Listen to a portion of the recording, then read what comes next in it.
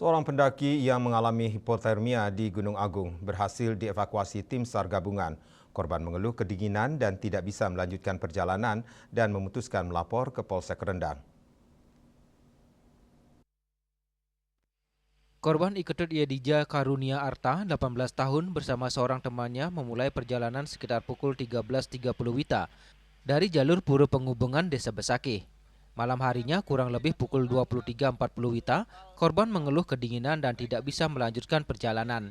Keduanya memutuskan melapor ke Polsek Rendang, kemudian beristirahat di pos 2 sambil menunggu bantuan datang. Kantor Pencarian dan Pertolongan Denpasar menerima informasi kejadian tersebut dari Polsek Rendang, menindaklanjuti dengan memberangkatkan 8 personel pos pencarian dan pertolongan Karangasem menuju lokasi. Sementara para pemandu lokal untuk mendahului menuju posisi korban.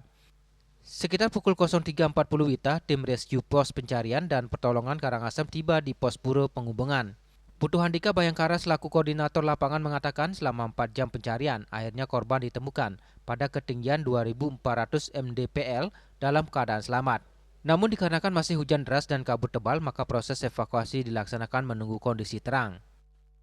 Kami dari tim SAR gabungan bergerak dengan cepat melaksanakan operasi SAR melalui jalur penghubungan Besakih.